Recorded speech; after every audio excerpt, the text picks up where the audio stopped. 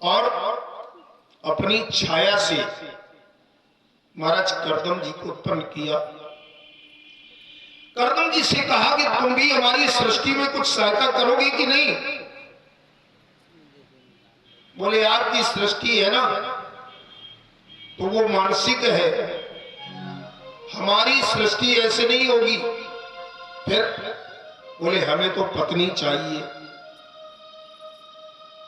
ब्रह्मा जी बोले ये हमारे बस की बात नहीं है, सृष्टि करने के लिए तुम्हें पत्नी चाहिए तो मेरे बस की बात नहीं है। जाओ विष्णु का यजन करना पड़ेगा, तपस्या करो, तुम्हारा ये भी कार्य पूरा हो जाएगा।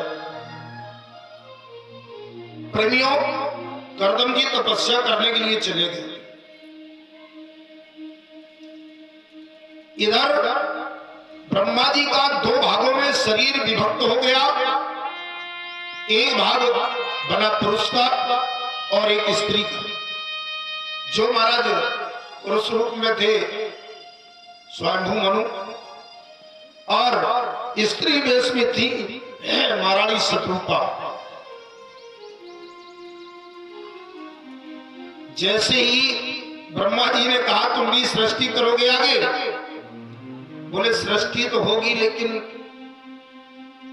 स्त्री प्रसंग जल में होता नहीं, हमें पृथ्वी चाहिए, पृथ्वी जल में निमग्न है। ब्रह्मा जी थोड़ी देर सोचने लगे। अब विचार करते करते ब्रह्मा जी के नाक से बाराय का बच्चा बाहर आ गया। बाराय माने सुअर, सुअर का बच्चा बाहर आया और अंगुष्ठ के बराबर था लेकिन विकराल हो गया, गर्जना करने लगा।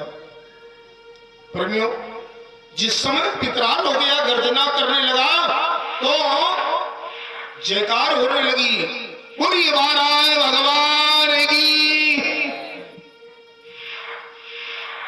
ग्राडेन पृथिव्याम पदवी विजग्रहण क्रोडापदे स्वमधुरंग। अपने नाक से पृथ्वी को सूंघ रहे हैं और अपने पैर से जल को उछाल रहे हैं, अंदर प्रविष्ट हो रहे हैं पृथ्वी लाने को। जिस समय पृथ्वी लेने अंदर गए और प्रेमियों उठा करके पृथ्वी को ऊपर ला रहे हैं तो हमारा सुखदेव मुनि बोले, उसी बीच में हिरण्याक्ष का और बाराय भगवान का युद्ध हुआ। परीक्षित जी बोले महाराज एक बात बताओ, ये हिरण्याक्ष कौन था और यहां लड़ने कैसे आ गया बाराय भगवान से? सुखदेव मुनि बोले राजन, महाराज कश्यप की दो पत्नियां थीं, एक का नाम था दिति और एक का अदिति। एक बार महाराज कश्यप बैठे थे अग्निहोत्रशाला में, सूर्य डूबने जा रहे हैं और उसी बीच में ये अपना संध्या कर रहे थे। दिति आ गई, बोली महाराज मुझे काम वासना सता रही है, मेरा मनोरथ पूर्ण करो। कश्यप बोले देवी, पहली बात तो तुम्हारे देवर रुद्र घूम रहे होंगे, देख लिया तो गड़बड़ हो जाएगा। दूसरी बात और है, क्या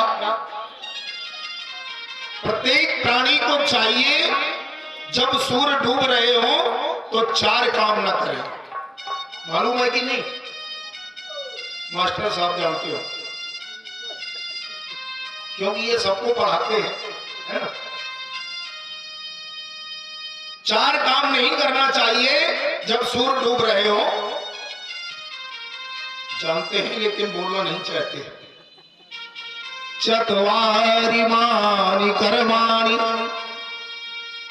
संध्यायां परिवर्जये,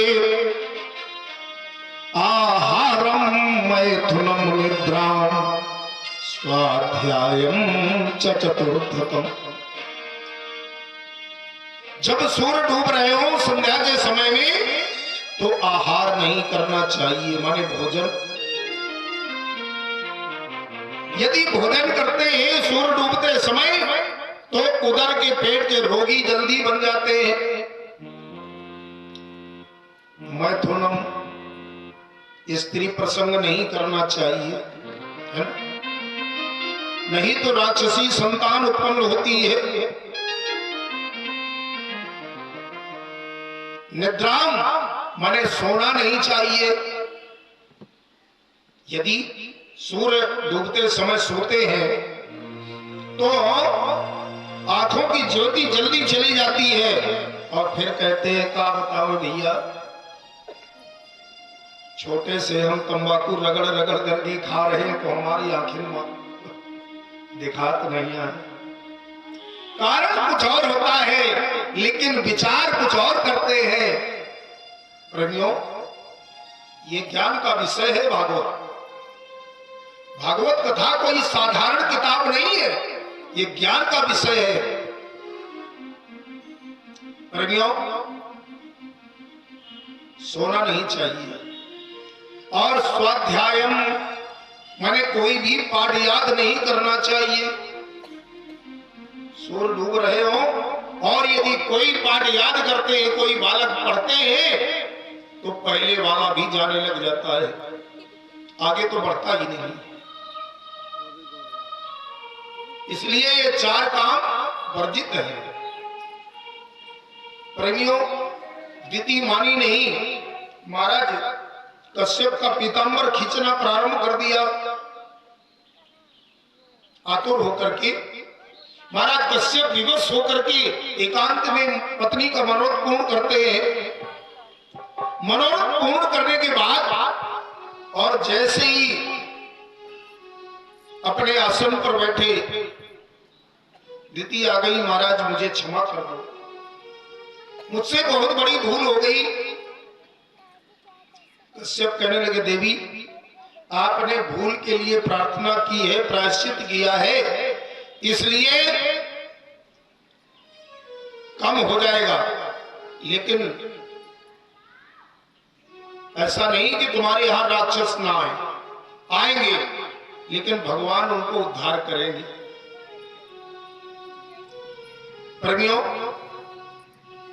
धीरे धीरे करके और दीदी का वो गर्भ बहुत समय तक रहा। क्यों? क्योंकि वो दोनों बाहर निकलना नहीं चाहते। घर में दो बालक थे। जिस समय चारों तरफ अंधकार छा गया, सभी देवता ऋषि मुनि परेशान हो गए। ब्रह्मा जी से बताया, ब्रह्मा जी ने विष्णु से कहा। विष्णु भगवान पहुंचे और कहने लगे अब तो गड़बड़ होने वाला है। बोले मैं 12 रूप धारण करके जाऊंगा और ये भी पीछे से आएंगे।